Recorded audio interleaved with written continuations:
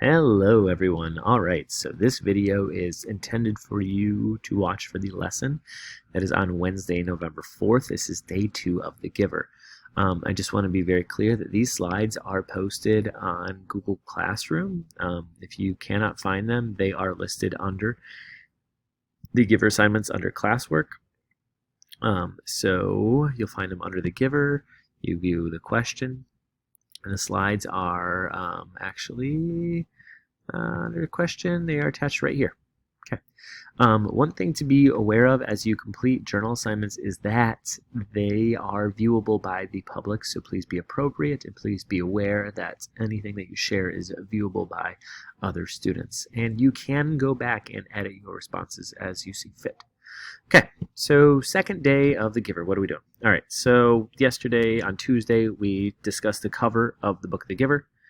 We discuss what sci-fi, utopian, dystopian means. So we discuss if a utopian could exist. And then you completed a journal entry about choice or safety.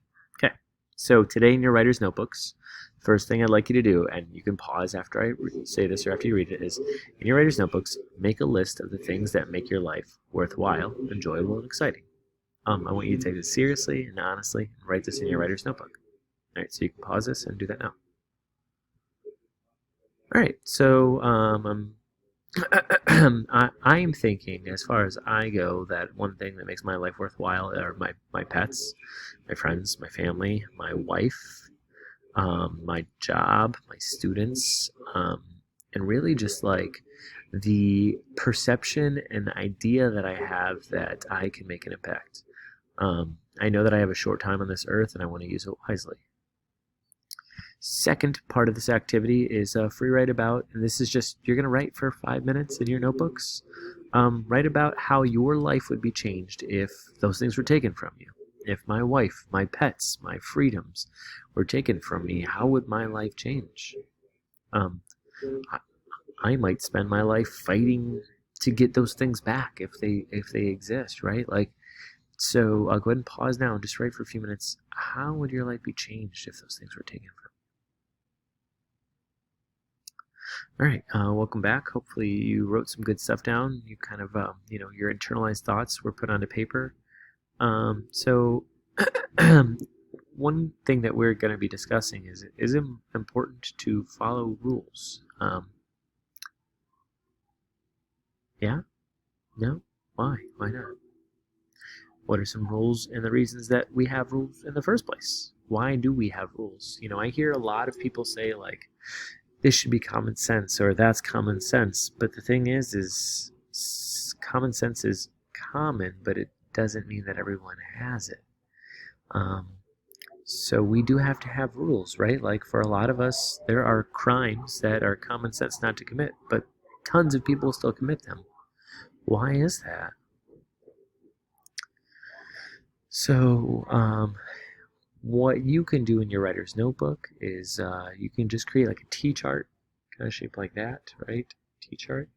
And on the left side, what are rules that you think that are important to follow, and what are rules that you think aren't important? So some rules that are important to follow, you might think that, not bullying is an important rule to follow, of course, but maybe you think that that the school, like like a Catholic school, like Father Marquette, they have uniforms. Do you think that's a rule that isn't important to follow? So think about not just laws, right? Not just bills that have been created and passed into law, but like just rules in general. And sometimes rules are unwritten. Sometimes we call them norms. It's like how we're supposed to act and behavior, but really, like for rules, there are some rules that are important and some that are just aren't. And we can all acknowledge that there are rules that we all have to follow that maybe we don't think are necessarily so important. I think the root of a lot of rules is safety. The final thing for today is a journal entry. If you are online, you can complete this in a document and turn it in to me and share it with me, or you can do it in your writer's notebook and take a picture, but I would like some evidence that you've done this.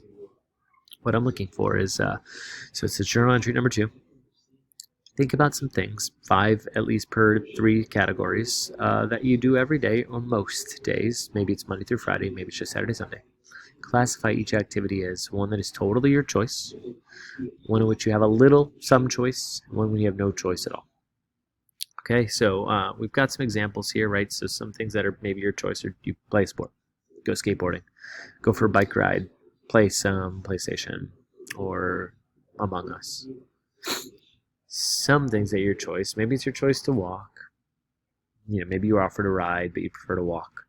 Maybe you got dropped off a block away from school because when you're in 7th grade, like me, you're afraid that, like someone's going to see you in your mom's car. I was totally like that in 7th grade. Then some things that don't really have a choice. I mean, I guess some of you kind of treat it as a choice, but it's not really, and that's doing homework, right? So something that you don't have a choice. So what I'd like you to do is, for the activity today, is make 3 columns in your notebook or in a document. Tell me at least 5 things that are your choice, 5 things that you have some say in choosing, and then 5 things that you just don't have a say in choosing. That is what you must do. And then send that off to me, and I'd love to read what you've got to say. On Thursday and Friday, we're going to read a story called Dark They Were and Golden Eyed. It's a sci-fi story to prepare you for starting The Giver on Tuesday.